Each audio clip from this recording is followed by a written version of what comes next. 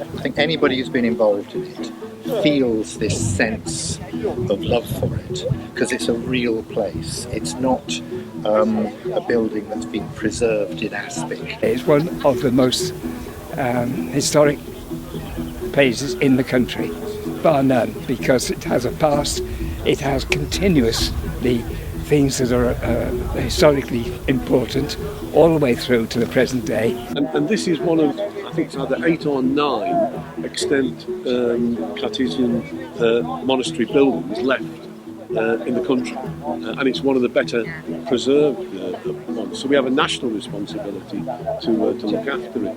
You know, Colonel Wyley died 80 years ago today. He gave it to the people of Coventry forever, and by historical accident it had been privatised and given to the local college, and so should never have been sold. You know, all you have to do is sit in the social club with the local residents to realise how much of their blood, sweat and tears is in this ground. So we were really fearful that something very important was going to go, and we had residents meetings attended by anything between 50 at a normal one to 200.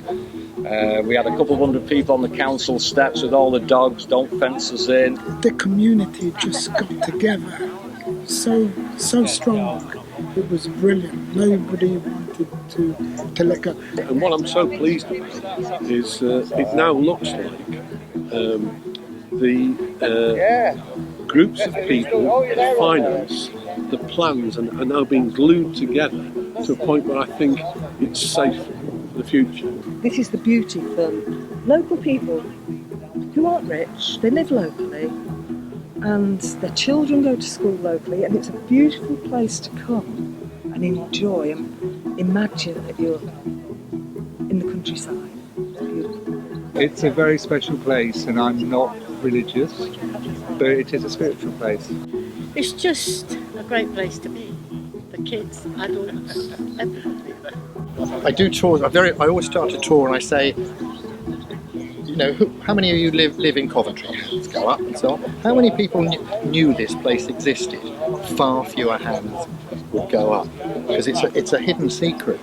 And it's just so different, isn't it? You'll have seen it yourself. To have such a green, open space with wildlife within half a mile of the city centre is pretty rare. The project's grown to encompass the railway line over here, the river walk, the grounds at the top, the cemetery, etc. So it started to become this great new thing that will really help Coventry. Very quickly with Ian Harrabin and the Trust, we could see we had pretty similar ideas of what should happen to this sort of area.